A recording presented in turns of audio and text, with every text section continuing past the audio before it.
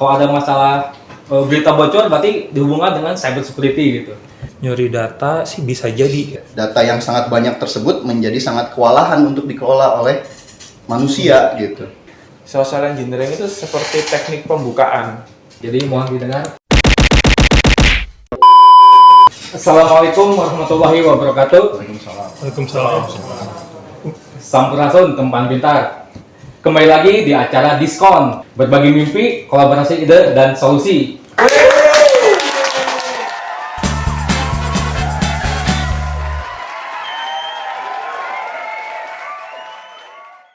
Diskon itu wadah komunikasi buat para teman pintar saling berdiskusi tentang inovasi dan teknologi, organization and people development, business and strategic management, operational management, dan juga hal lainnya. Untuk perannya terbagi menjadi 3. Pertama, guest speaker untuk membawakan materi. Kedua, penanggap yang menanggapi materi tersebut. Dan yang ketiga, moderator. Materi referensi akan dibagikan maksimal H-1 sebelum diskon dimulai.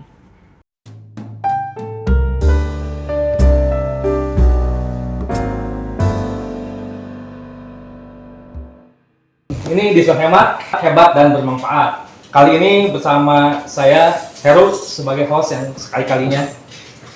Ini kalau kita bicara terkait zaman digital, ya, kan ini zaman digital, serba digital lah. Mau pesen apa gitu kan, tinggal klik gitu kan, mau masuk gedung scan dulu gitu kan, scan dulu padahal yang lain nggak usah scan gitu, udah tahu kita ada di mana.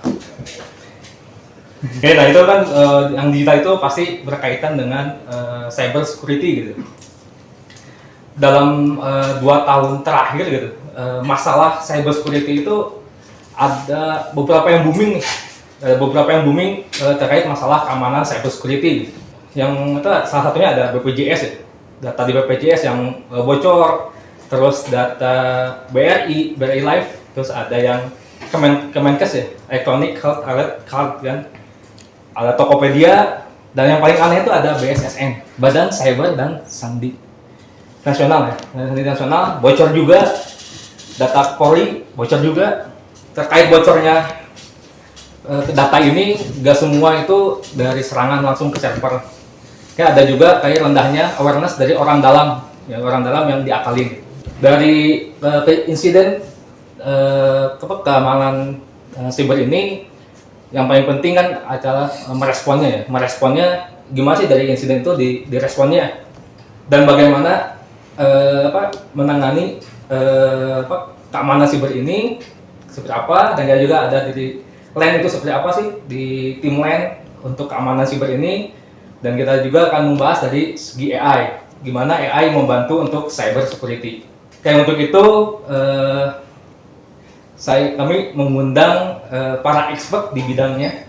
Ini ada 2 expert dari cyber security, yang satu ada riset dari Mas Ian. Selamat datang Mas Ian. Ya. Ini ada praktisi nih cyber security di LAN, Kang Edi. Selamat datang Kang Edi. Iya, terima kasih atas undangannya. Tangan bentar. Takut mesian enggak? Oh iya.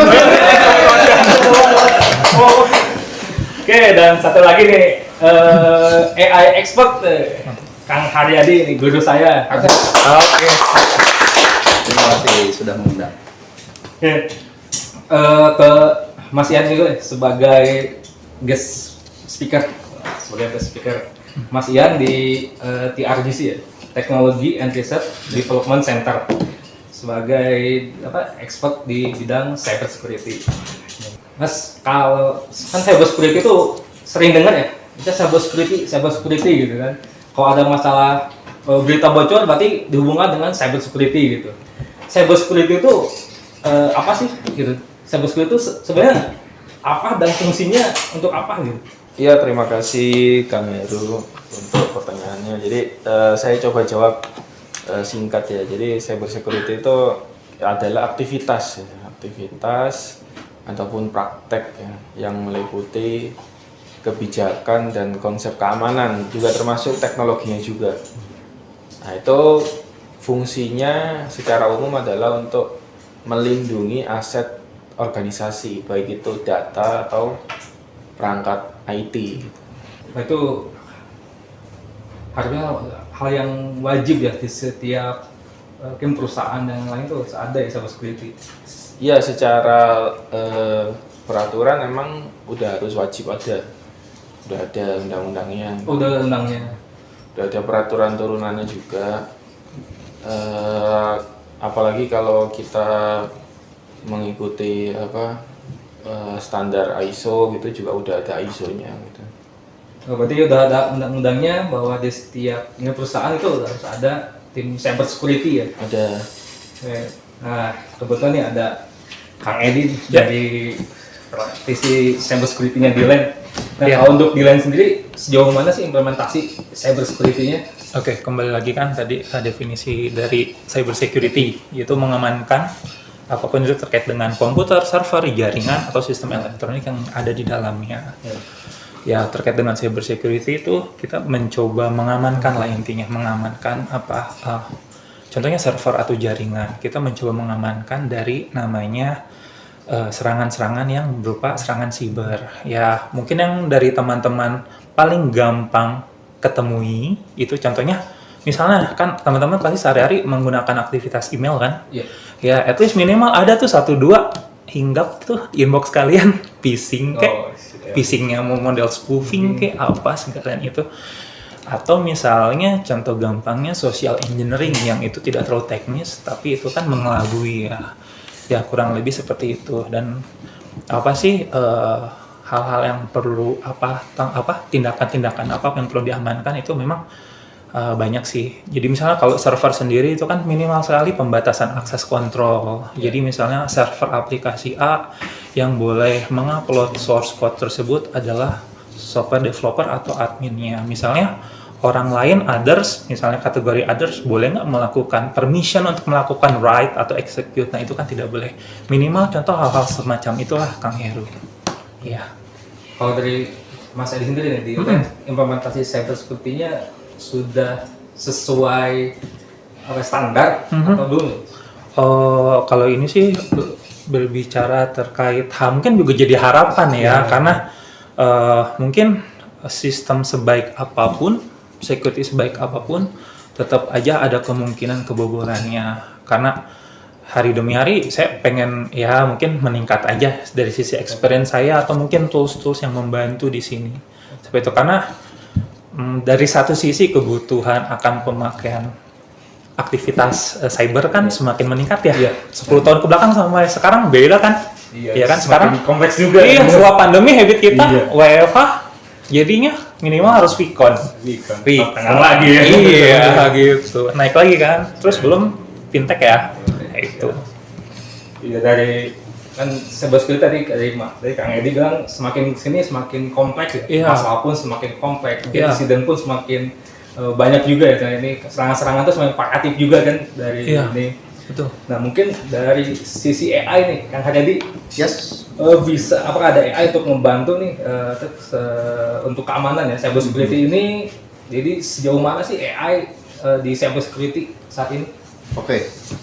Kalau misalkan kita lihat AI itu sendiri ya, jadi bagaimana dia mencoba menyerupai pemikiran manusia untuk mengambil suatu tindakan.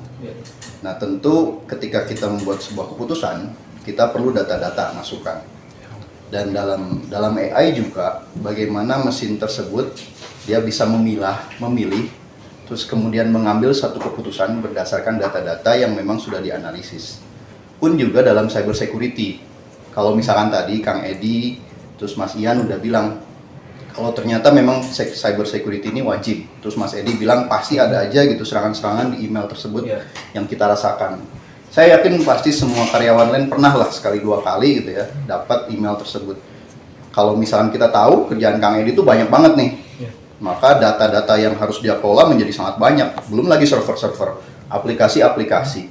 Maka abundance of data itu gitu ya, data yang sangat banyak tersebut menjadi sangat kewalahan untuk dikelola oleh manusia gitu. Di sanalah diperlukan AI. Bagaimana AI tersebut bisa menyederhanakan, bagaimana informasi-informasi yang sangat banyak tadi difilter, distrukturkan dan di-manage. Dipilih-pilih ini mana informasi yang ini junk, ini nggak perlu kita ambil. Tapi mana kemudian informasi yang memang ini informasi yang cukup berharga menjadi insight. Ini kemudian menjadi satu decision base kita bagaimana penerapan cyber security ke depannya. Contoh misalkan, kalau misalkan teman-teman main Kibana ya, terus main Elasticsearch, log, terus dipasang itu log semua di tiap server, maka tentu kebayang itu banyaknya log tersebut. Kalau misalkan satu orang aja disuruh ngecek log tersebut bisa berhari-hari gitu. Nah dengan AI, dengan NLP, kita kemudian bisa ngasih satu keyword tertentu. Misalkan error configuration atau misconfiguration, atau misalkan updated driver, atau misalkan outdated apapun lah ya, yang kemungkinan konfigurasinya tersebut sudah harus diupdate. Itu tentu menjadi bahan kebocoran. Nah kalau misalkan manual, kita cari secara manual, itu akan perlu waktu yang sangat banyak. AI dengan NLP-nya itu bisa mempercepat proses pencarian tersebut. Jadi menial task yang tadinya dikerjakan secara manual dan memerlukan waktu yang sangat banyak, effort yang sangat besar, menjadi lebih mudah, sehingga manusianya tadi lebih masuk ke abstraksi yang lebih strategis. Dari data-data yang sudah dipilah-pilah tadi, menjadi sesuatu yang kemudian ini insight-nya, sehingga dia bisa membuat sebuah keputusan yang lebih baik. Jadi AI tersebut ya tadi ya, menial task, disederhanakan sehingga orangnya bisa langsung masuk ke level strategis. Oke, contoh kan, Yes. AI di cyber security yang sekarang udah jadi hal yang harus ada gitu. Itu apa aja sih kan? Tadi ya, Contoh aplikasi. yang saya sebutkan tadi minimal dari log management. Jadi dari kemudian analisa data yang sudah datang. Kalau misalkan kita pasang IDS misalkan, detection system ya, terus kemudian kita kalau misalkan ada anomali gitu, tentu ini akan lebih mempermudah kita gitu. Kalau misalkan log-log tadi kita sematkan juga kemampuan untuk AI dari sisi NLP-nya. Nah, selain menganalisa, kita juga kemudian bisa menerapkan AI dari sisi orkestrasi SOAR ya, yang sekarang lagi rame gitu selain SIEM itu. Jadi security, orchestrating, automation, response ya. Jadi dari sana kemudian ketika misalkan ada satu behavior tertentu yang itu merupakan sebuah anomali dari yang aplikasi sebenarnya. Contoh misalkan ketika ada website LAN, ada yang akses. Dari website LAN akses, kemudian dia mencoba melihat SSL-nya. Kemudian dari SSL tersebut dia ngecek port mana saja dari LAN tersebut yang bisa dibuka gitu ya. SSL-nya tertutup, dia ngecek port, dia scanning, nmap segala macam gitu kan. Nah kalau misalnya kita gunakan AI, nah kita kemudian bisa melihat ini ada behavior yang sebenarnya nggak normal nih. Dia ngecek website, tapi kemudian dia ngecek per port ini gitu. Kemudian ditandai IP tersebut, kemudian di blacklist gitu. Jadi proses tersebut kemudian bisa dilakukan secara otomatis. Terus kemudian ada lagi pula, contoh kalau misalkan kita threat hunting ya, dalam cyber security sendiri itu threat hunting itu sesuatu yang cukup melelahkan. Tapi kalau kita misalkan memanfaatkan open source yang sudah ada di luar sana, itu kita bisa crawling. Jadi kita bisa bikin satu sistem crawler yang dia mengotomatisasi mengambil data-data open source dari luar, terus kemudian dia bikin satu signature di mana kalau misalkan ada kemiripan signature file dari email atau dari apapun gitu kan yang masuk ke dalam satu network kita, dan dibandingin signature-nya ini mirip dengan yang ada di bank malware yang kita cek di open source di luar sana. Nah ini tentu menjadi suatu hal yang perlu kita curigai. Oh ini kita bisa masuk. Jadi selain dari sisi analisa, kita juga bisa dari sisi deteksi lebih dini. Dan nanti kalaupun zero attack itu kita bisa berlanjut ya lebih jauh lagi membahas bagaimana behaviornya kita analisa. Selain behavior tadi, pengambilan data, terus pengambilan keputusan, dan sampainya insight untuk menjadi respon tim. Di dashboard ditampilkan, terus kemudian positif, false positifnya seperti apa itu juga bisa. Tapi minimal tadi dua ya, dari sisi analisis data yang lebih mudah, dan kemudian prediksi terhadap satu serangan tertentu berdasarkan behavior dari yang mengakses. Ya, jadi AI ini sangat membantu ya ketika ini buat keamanan di cyber security. Nah, tadi kan kita secanggih apapun AI ya, teknologi kita pasang, ada AI-nya, ada network security-nya kita tingkatkan. Tapi kalau orang dalamnya terkait cyber security awareness-nya rendah, nah itu bisa diakalin kan ya. Nah, serangan itu lewat orang dalam nih, serangannya lewat dalam. Nah, ke Mas Ian lagi nih, Mas, terkait cyber security awareness ini wilayah yang rentan itu di apa yang rentan apa di terkait keamanan ya, yang rentan terkait celah keamanan dari awareness orang dalam tuh di mana aja sih Mas? Ya. Iya, jadi awareness itu kan terkait sama kehati-hatian kita terhadap kita waspada nggak terhadap adanya celah serangan keamanan itu. Kalau implementasi di kantor sih biasanya pencurian data itu lewat email phishing gitu ya, email phishing salah satunya, terus pencurian password. Jadi kategori cyber security awareness itu juga termasuk ketika kita tidak membiarkan login Windows kita atau laptop kita terbuka tidak di lockout. Jadi itu salah satu kaitannya cyber security awareness gitu. Terus tidak membiarkan password kita mudah ditebak orang, seperti itu. Terus wifi-nya diproteksi, itu salah satu cyber security awareness. Jadi kalau yang paling gampang kena itu biasanya sih di email phishing itu sih. Email phishing ya, paling banyak ya. Paling banyak. Kalau searching itu gimana sih Mas? Social engineering. Social engineering kan itu salah satu dari ini ya kategori cyber security awareness kan. Nah itu kayak gimana sih? Kan banyak juga ya yang kena dari searching ini. Ya itu kaitannya sama kebiasaan manusia. Jadi itu kan teknik social engineering itu digunakan oleh para peretas itu untuk mendapatkan akses. Jadi tujuannya tuh dia pengen mendapatkan akses terhadap suatu hal gitu. Jadi salah satu contohnya dia bisa aja mengirimkan suatu malware ke siapapun itu, yang mana siapapun itu ada di dalam organisasi. Nah, malware ini nanti kalau dengan social engineering dia mengirimkan suatu metode di mana membuat orang ini tidak menyadari bahwa itu adalah malware. Nah, itu social engineering-nya di situ. Iya. Gitu. Jadi contoh malware yang mana nanti malware-nya mengirimkan password kita di komputer bisa gitu. Nah, salah satu contoh lain adalah ketika kita mendapatkan telepon yang tidak dikenal. Terus tiba-tiba dari telepon itu dia menanyakan ID kita, nama ibu kandung, terus hal-hal sensitif yang mana ketika kita tidak sadar itu datanya akan dipakai untuk masuk ke akses yang lebih tinggi. Jadi social engineering itu seperti teknik pembukaan untuk mendapatkan akses. Sudah orang tuh ya.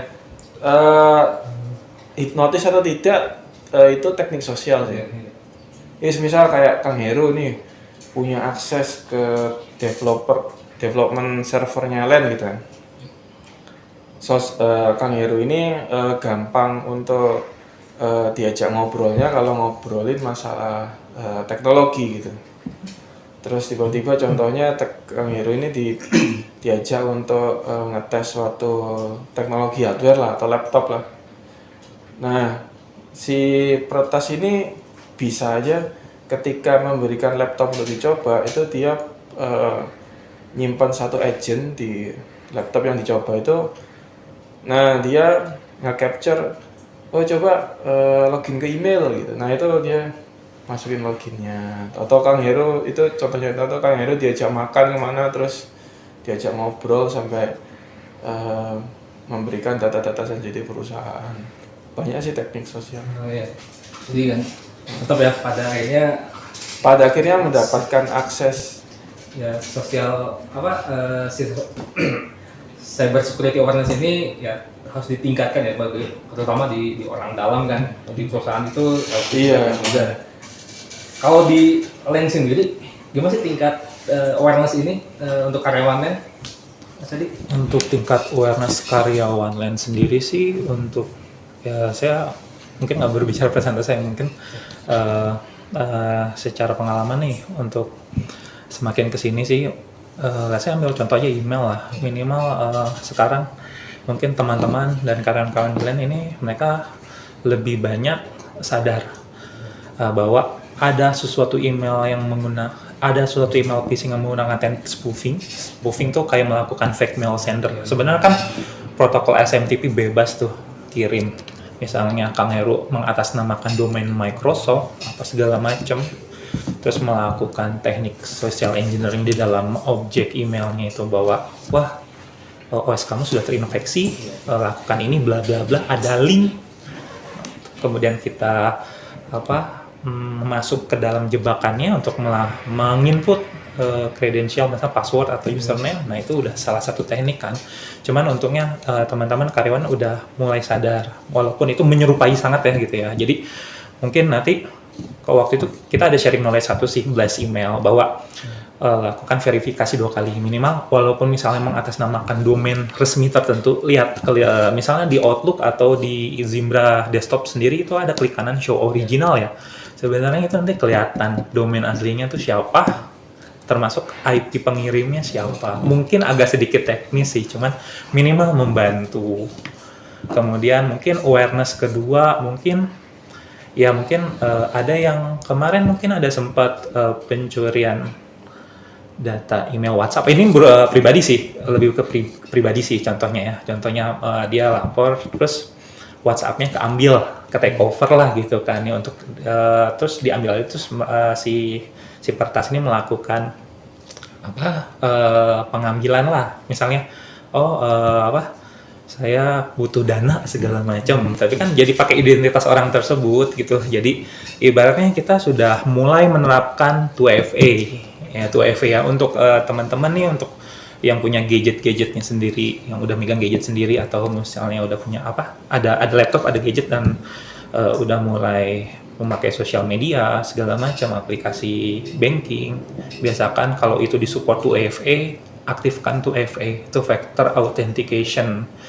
Misalnya kan ada juga ya, WhatsApp udah menerapkan fitur 2FA sih, atau enggak minimal aplikasi gratis kan ada tuh Google Authenticator ya. Jadi kalau misalnya login di device yang berbeda, pasti Google Authenticator ngasih kabar verified code misalnya. Nah itu 2FA itu sangat membantu mengamankan data-data kalian. Seperti itu contohnya.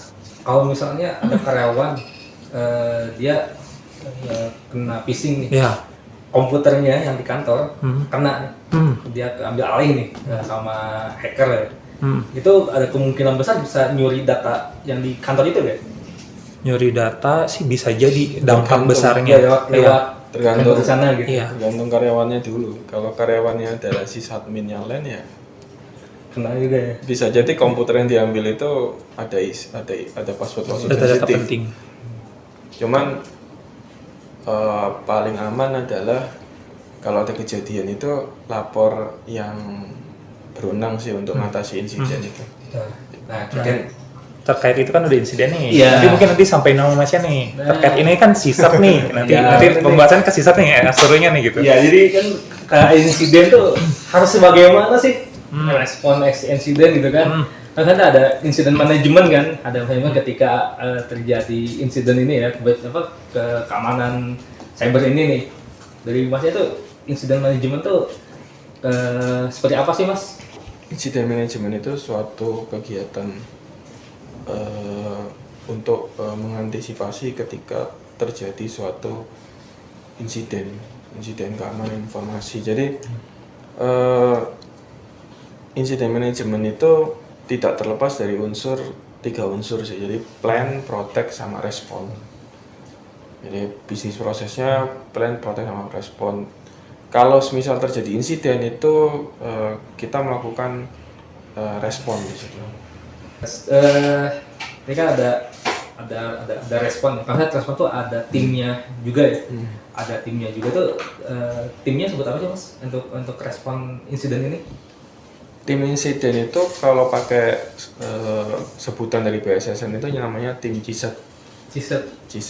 Computer Security Incident Response Team. Response team. Tapi sebenarnya konteksnya kalau tim CISET itu nggak cuman ketika terjadi respon gitu, tapi ketika planning dia juga ikut menentukan. Jadi planning itu dimulai dari memanage aset manajemen. Jadi dia mendata aset-aset mana yang kritikal. Nah itu sering dilakuin sama Om Edil. Om Edil itu tahu aset-aset di land yang kritikal seperti apa. Terus dilakukan penilaian resiko. Kan dari aset kritikal itu mana yang resikonya paling tinggi kalau kena serangan. Terus habis itu kalau ada SOC, Security Operation Center, dia ngelakuin protection. Nah itu yang dari pasang IDS, pasang SOAR, pasang SIEM gitu. Terus baru dilakukan insiden. Jadi ngomongin tim CISAT tidak bisa berdiri sendiri dari cuman orang yang respon gitu. Enggak. Betul. Karena terkait insiden ini kita ada apa tim CISAT ya? Iya, CSIL. Kalau bahasa Indonesia itu CISAT. TTIS, Tim Tanggap Insiden Siber kan. Tuh. Baru tahu saya. Ya, TTIS atau CISAT sebenarnya. Strategi silang, TTS. Takutnya gitu ya. Dari segi AI Kang Haryadi ada yang ada sekarang ada kan algoritma AI atau data informasi di AI ya untuk membantu incident detection kan. Nah gitu itu ada sih kan. Ya kalau secara spesifik gitu ya dari AI-nya sendiri sebetulnya banyak. Jadi misalkan implementasi untuk NLP tadi misalkan untuk checking keyword gitu ya. Kalau secara spesifik algoritma untuk cyber security sih enggak. Tapi memang karena keperluan AI sendiri sangat generik gitu ya. Semua sektor bisa dan cyber security adalah salah satunya. Sebetulnya inti dari AI itu kan pengolahan data ya. Jadi data apapun itu ya bisa diolah gitu. Termasuk juga data security, baik itu data log gitu ya misalkan tadi ataupun tadi data-data yang perlu kita kumpulkan. Jadi kalau misalkan disebut ya AI-nya sendiri generik gitu. Contoh tadi NLP untuk dari sisi keyword ya detection. Terus kemudian kita juga bisa langsung cek dari hash-nya, signature, dari terus behavior. Nah itu bisa kita pergunakan projection atau analytics secara khusus gitu ya. Nah cuman yang memang menarik kalau misalkan kita bicara mengenai cyber security itu sendiri gitu ya. Terus jadi ada cyber security, di sini ada AI, kita harus melihat satu age of teknologi yang sekarang lagi berkembang nih. Jadi yang lagi berkembang saat ini sendiri di luar itu adalah mengenai quantum computing. Nah quantum computing sendiri adalah sesuatu tools ya. Jadi intinya itu sama aja dengan komputer sekarang, quantum computing itu atau komputer quantum ini sendiri. Tapi dia menggunakan properti dari quantum mekanik gitu, mekanika kuantum. Jadi tidak lagi menggunakan classical quantum konsepnya bit 0101 gitu ya. Nah terus impact-nya apa sih gitu ya? Kemudian dari sisi quantum computing ini sendiri nyambung ke cyber security. Nah, problemnya adalah si quantum computing ini dia kemudian bisa memproses suatu beberapa probabilitas secara bersamaan. Jadi kalau misalkan dulu teman-teman pas SMA itu belajar Slit-Young eksperimen gitu ya. Nah itu kemudian di sana kita bisa dapat suatu informasi bahwa cahaya itu adalah gelombang dan energi gitu. Nah dari situ kemudian kita bisa tahu juga gitu bahwa si partikel ini dia bisa berada dalam dua tempat atau bahkan dua lokasi secara bersamaan gitu, tidak cuma 0 dan 1 gitu. Nah ini dimanfaatkan sama si quantum computing ini. Akibatnya apa gitu ya? Akibatnya adalah kalau misalkan sekarang kita bergantung dari internet itu nih, misalkan teman-teman beli di Tokped, terus kemudian ngakses PayPal atau apapun lewat web browser, tentu ada tulisan HTTPS ya. Ada gambar tuh gembok tuh. Nah itu tuh SSL. SSL itu adalah enkripsi. Nah si quantum computing ini Google itu pernah menerbitkan satu jurnal di Nature ya 2019 bahwa dia bisa melakukan satu proses dengan quantum computing yang dia kembangkan itu sama dengan kemampuan komputer klasik dilakukan 10.000 tahun. Dia cuma perlu waktu kurang lebih 2 milisecond. 2 milisecond 10.000 tahun gitu ya. Jadi kalau yang tadinya itu kita mikir-mikir bikin password panjang itu kita perlu kalau di brute force sekian puluh ribu tahun, quantum computing bisa langsung cepat gitu untuk hal tersebut. Nah, ini pun menjadi satu awareness lah kalau menurut saya. Kalau misalkan kita semua harus tahu age-nya seperti itu, dan itu memang tantangan buat kita semua.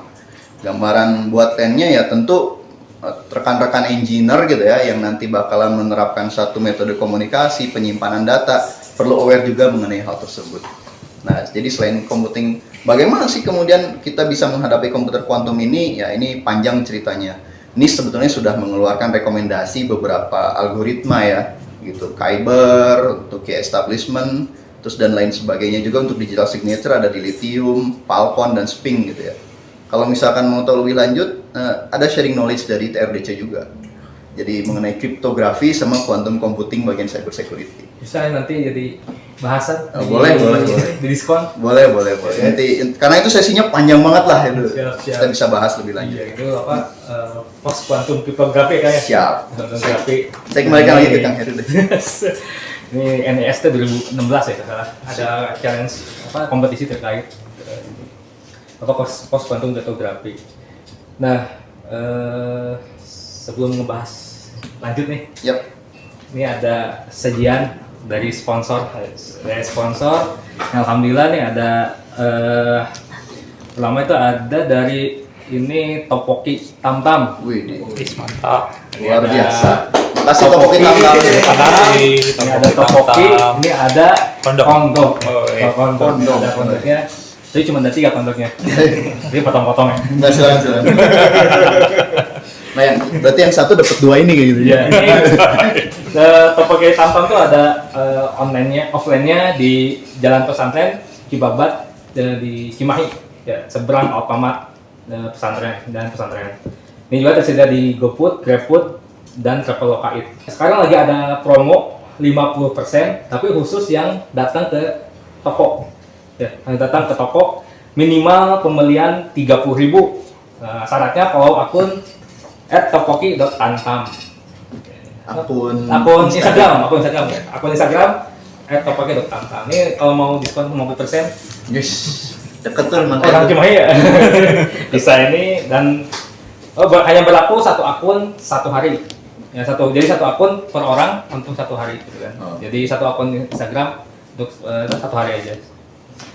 Nah, ini terus ada lagi, ini ada minuman nih, ada macam-macam minuman dari Gulmik Bandung. Ini ada green tea, ada Thai tea, Mojito. ada melon mojito sama orange mojito. Ini juga bisa di follow nih FB-nya. Kalau ini FB aja, Gulmik Bandung. Ini mungkin nanti ada di slide ya. Kan, silakan mau dicoba dulu nih sebelum kita lanjut. Siap. Dicicipi dulu. Siap. Mana? Makasih banyak. Silakan. Perlu ada Iya, perlu ada. Unbox review. Diminum dulu. Siap. Yang mana? Silakan. Mau yang mojito? Satu green tea deh. Itu Mojito. ada celahnya kalau kita metode kayak gitu tuh cari follower itu. Ada celah. Keamanan. celah ngakalinya sih. Oh, Jadi Tips and trick nih. dari pakar cyber. mungkin baiknya sih kalau mau sih Bismillah. bukan per akun sih, tapi per nomor HP sih. Nomor HP. Pernah kejadian, Mas? Kan sekarang gampang banget bikin akun email, jadi ke iya.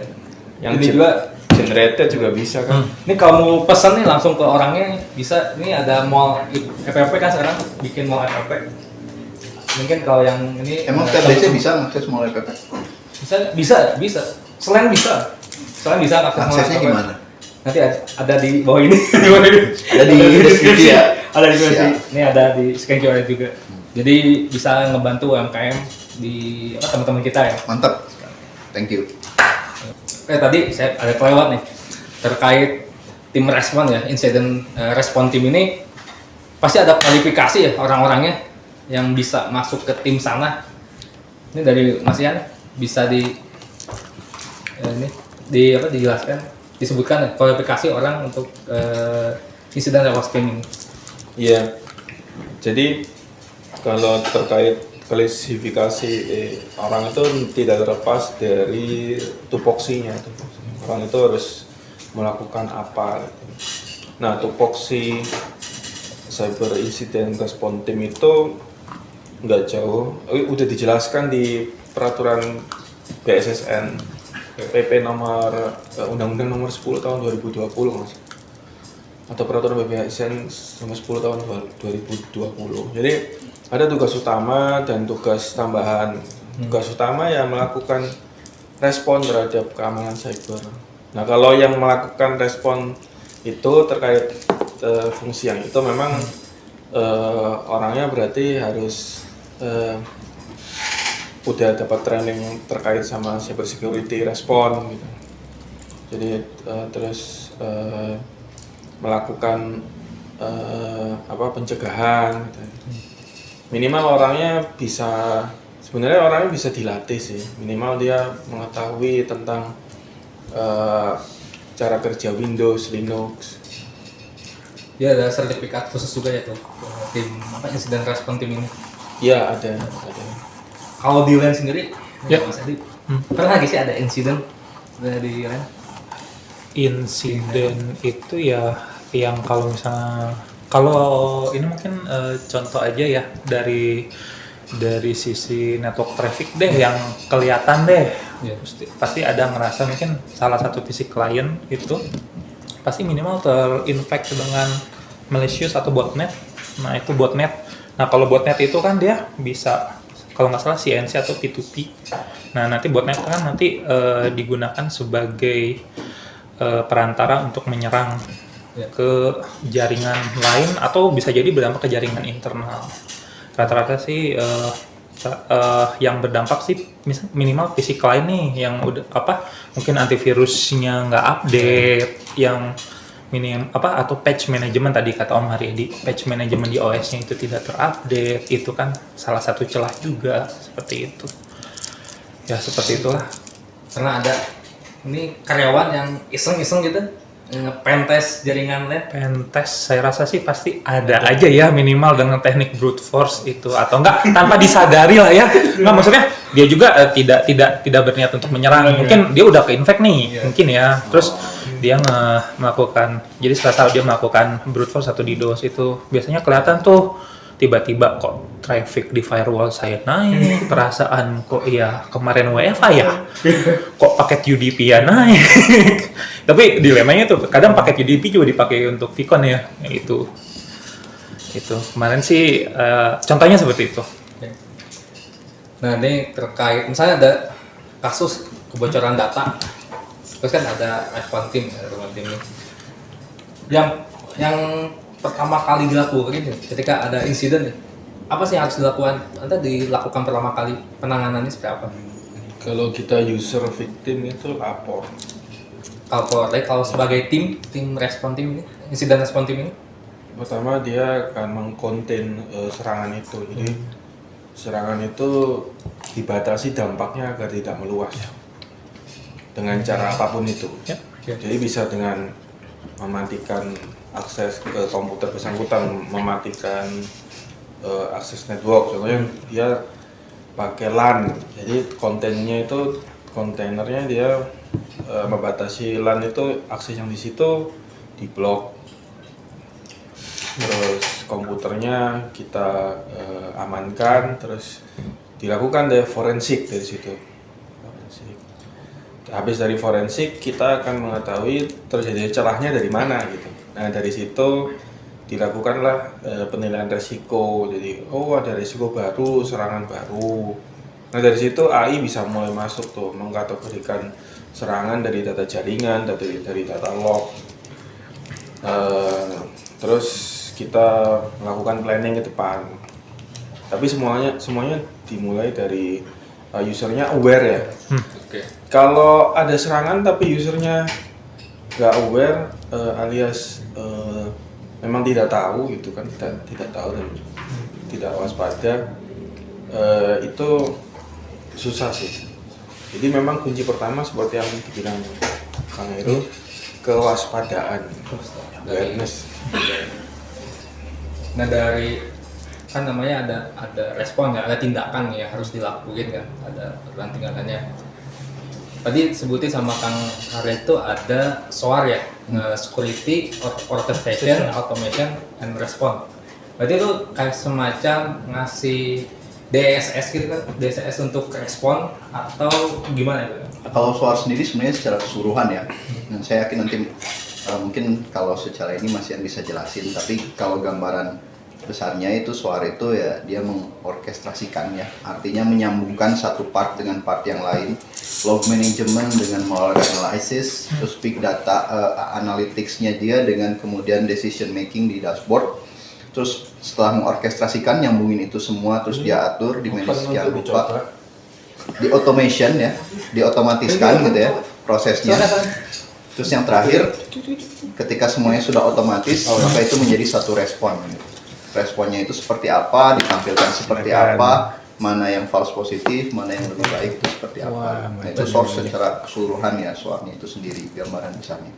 Ngasih DSS juga gak sih Kang? Ya, jadi tadi ketika misalkan semua data yang sudah dikumpulkan, terus disambungkan gitu kan, terus diotomatisasi menjadi dashboard, maka tentu si user bisa membuat sebuah keputusan dari dashboard yang ditampilkan tadi kan. Ada false, misalkan false positif, terus misalkan ada notifikasi, oh ini belum diupdate tadi kata Om Edi. Oh ini versi firmware-nya masih yang lama dan memang ada informasi ini cukup rentan gitu.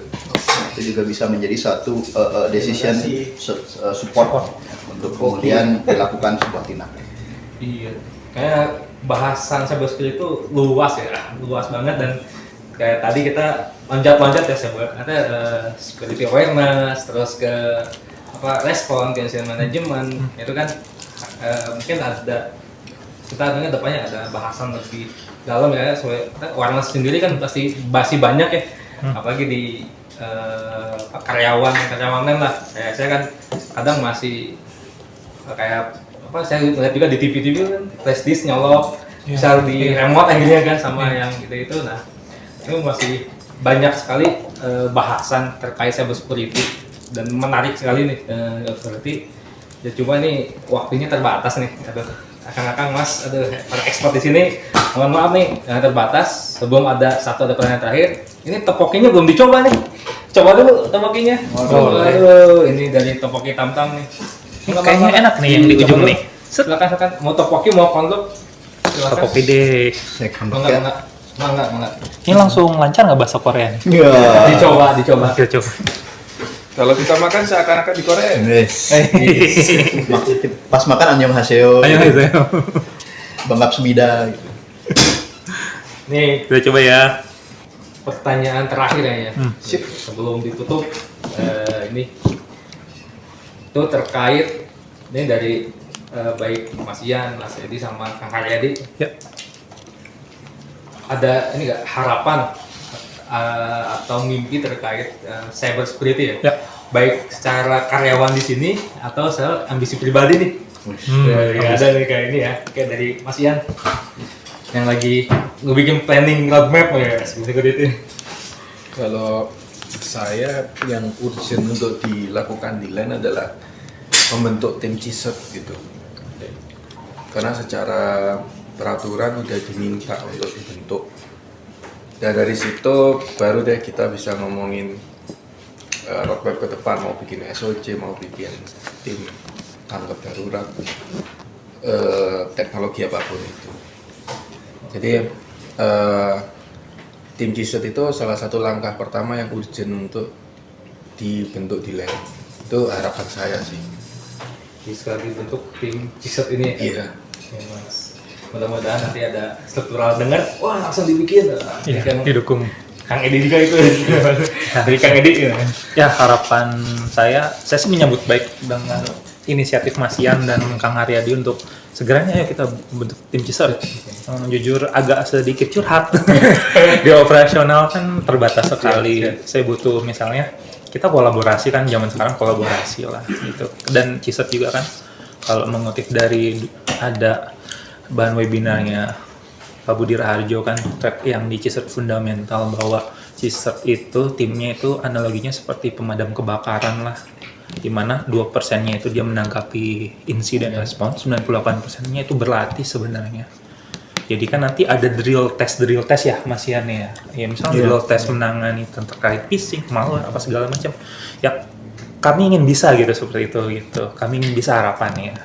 Kami mungkin ada keterbatasan, berbagai banyak keterbatasan, tapi kami ingin bisa karena itu udah menjadi suatu kebutuhan gitu. Itu sih harapan saya. Jadi mohon didengar para struktural dari curhat orang ini. Kok juga Mohon didengar.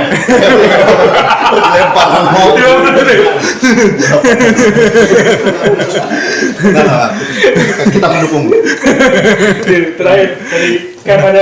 Ya, kalau dari sisi saya ya, dari karyawan LAN yang pertama tentu awareness ya. Jadi LAN itu kan sebenarnya awal tahun ini sudah jadi induk holding gitu. Terus dalam artian di dalam keluarga besarnya sudah bertambah nih, nggak cuma LRSC sama Eltran, tapi juga sudah masuk perusahaan gede gitu, Pindad, PTDI, terus kemudian Dahana, PAL gitu. Dan keluarga besar ini diinduki oleh LAN ya, jadi ibaratnya yang punya rumah LAN, terus ada orang-orang baru menjadi keluarga baru, tentu harus dilindungi bareng nih gitu. Nah, kalau misalkan kitanya sendiri secara kemampuan karyawan LAN gitu ya, awareness terhadap cyber security-nya rendah, tentu akan menjadi sebuah hal yang menjadi masalah ya. Nah, awareness itu tadi yang pertama baca-bacalah minimal gitu, ikutin cyber security seperti apa konsepnya dan lain sebagainya. Nggak perlu dalam-dalam gitu ya, minimal kita bisa menjaga dari endpoint kita sendiri, dari laptop kita sendiri, dari apapun yang kita buka itu menjadi lebih hati-hati lah gitu. Ngecek mail tadi, kemudian kalau misalkan ada apapun gitu yang memang mencurigakan gitu ya langsung tanyakan aja gitu. Jangan pernah nanti saya kelihatan bego atau kelihatan bodoh gitu ya. Enggak gitu. Itu di sana tadi responnya kita memang harus segera bertindak kalau misalkan ada sesuatu yang mencurigakan, karena memang nanti gitu ya, kalau misalnya endpoint-nya dari kita itu tentu bisa menyebar ke perusahaan secara keseluruhan, dan tentu secara nantinya bisa jadi kalau sudah jadi holding ke perusahaan lain juga gitu. Oke, terima kasih Kang Dadi. Tadi dari para harapan ini semoga didengar dari para struktural nih terkait cyber security, apalagi kita jadi pimpinan holding Defend ID gitu. Defend ID tapi tidak awareness terhadap terkait cyber security ini kan aneh juga gitu.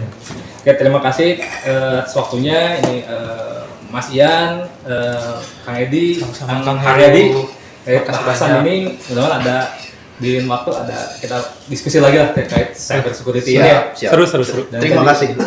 Mantap. Dan terima kasih juga kepada para sponsor Topoki Tamtam dan Grunmik Bandung. Thank you.